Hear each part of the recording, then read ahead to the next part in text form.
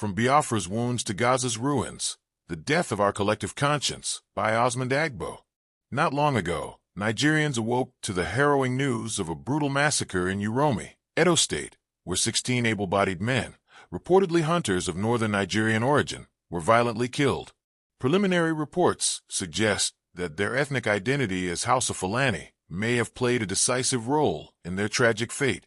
It appears the attackers, driven more by emotion than reason, allowed the victims' cultural and linguistic affinity with the criminal elements terrorizing the region to distort their moral judgment. In their misguided pursuit of justice, they tragically discarded the foundational principle that every individual is presumed innocent until proven guilty. The atrocity was met with widespread condemnation and a genuine outpouring of grief that transcended Nigeria's ethnic and religious divides.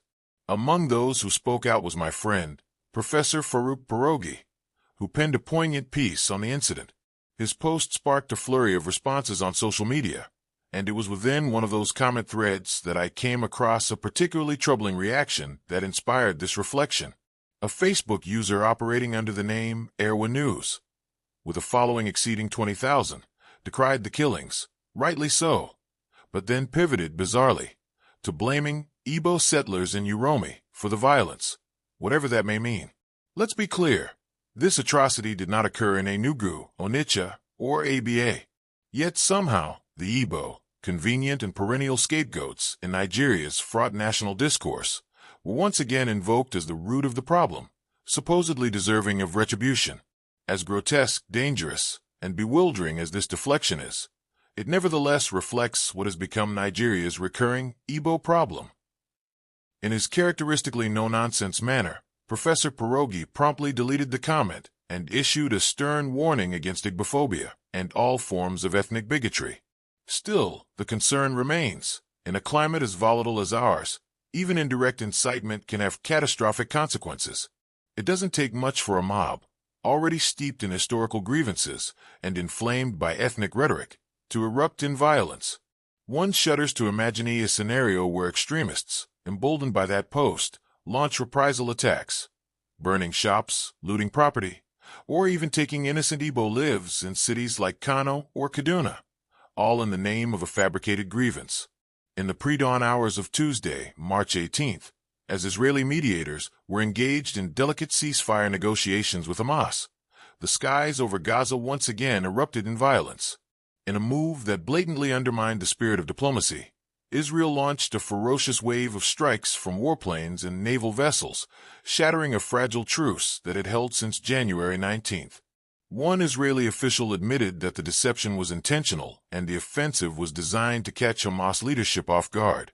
But how can Palestinians be expected to trust that Israel is capable of negotiating in good faith in the future?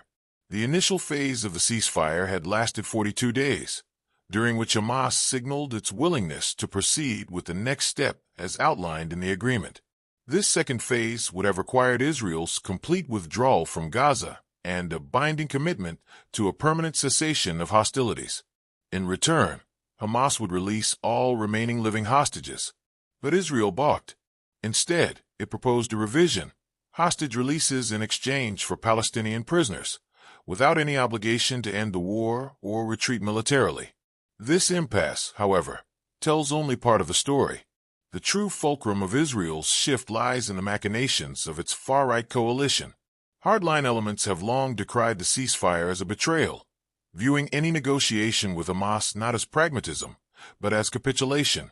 Their objective is unambiguous: the total erasure of Palestinian presence in Gaza and the re-establishment of ISR.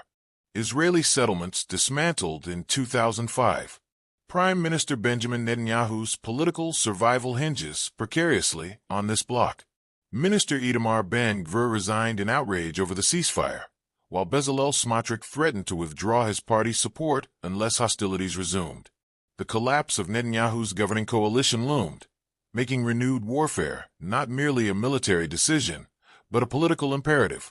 Join the Premium Times WhatsApp community for quick access to news and happenings around you. Open in WhatsApp. There was also the claim that Israel only agreed to a temporary cessation of hostilities due to dwindling military hardware and supplies, as it awaited resupply. thanks to U.S. President Trump, who didn't just come to their rescue, but effectively handed them a blank check. What ensued was catastrophic. Over 400 lives were extinguished in a single day, the deadliest in Gaza in over a year. Since the war's inception on November 7, 2023, triggered by Hamas-led attacks that killed 1,200 Israelis and captured more than 200 hostages, Israel's military campaign has taken nearly 49,000 Palestinian lives, including rescue workers, the overwhelming majority of them women and children. But beyond the harrowing statistics lies a deeper tragedy. These civilians were already captives of Hamas's oppressive rule. Now they suffer doubly, crushed by their rulers and bombarded by their occupiers. This is the dark and damning legacy of collective punishment, the morally bankrupt doctrine that punishes the many for the sins of the few. This practice is not merely unethical, it is explicitly prohibited under international humanitarian law. The Fourth Geneva Convention is unequivocal. No protected person may be punished for an offense he or she has not personally committed. Yet, in pursuit of vengeance or the illusion of security, this principle is routinely abandoned, transforming innocent lives into expendable currency in a geopolitical game. Israel claims its aim is the dismantling of Hamas, but the devastation it has wrought extends far beyond militant infrastructure. Residential neighborhoods have been flattened. Hospitals, schools, and refugee camps, sanctuaries under the laws of war, have been razed. Basic necessities, clean water, electricity, medical supplies have been deliberately severed. These are not strategic targets. These are the vital organs of human survival. History reminds us that collective punishment has never brought peace, only devastation. Between May and October 1966, thousands of Igbos and other Easterners were massacred in northern Nigeria. These killings were not random eruptions of violence, but coordinated pogroms, carried out with military complicity. An estimated 10,000 to 30,000 perished, and over 1 million fled. The catalyst: a military coup falsely ascribed to an entire ethnic group. When the federal government failed to act, Colonel Odumegwu Ojukwu declared the independence of Biafra, a desperate assertion of dignity against systemic persecution. Time and again, whether under emperors, autocrats, or democrats, states have reached for collective punishment as a blunt instrument of power. It is a tool of fear, of control, but it is also inherently unjust, for it punishes the blameless, extinguishes hope, and corrodes the moral fabric of society. Strategically, it is disastrously short-sighted. Oppression does not pacify, it inflames. Children who grow up amid rubble and funerals do not forget. They inherit grief, and with it rage. What future can be built upon such soil? What peace can be negotiated with those whose humanity has been discarded? Some defenders of this tactic argue that Hamas embeds itself among civilians, leaving Israel no choice but to strike indiscriminately. But this rationale abdicates any moral responsibility. If the inability to distinguish between combatants and non-combatants becomes a license for wholesale slaughter, then the very foundation of humanitarian law collapses. And the damage is not confined to bodies. It seeps into the psyche. In Gaza, a generation is coming of age amid trauma, deprivation, and profound disillusionment. They are denied not just physical safety, but the basic recognition of their innocence and humanity. What does this tell the world about the value of Palestinian lives? To oppose collective punishment is not to deny a nation's right to self-defense. It is to demand that defense be bound by ethics, guided by law, and constrained by a reverence for human life. It is a call to conscience to remember that behind every casualty count lies a child, a mother, a future forever lost. Peace cannot be born from a graveyard. It must rise from justice, from truth, and from a shared commitment to human dignity.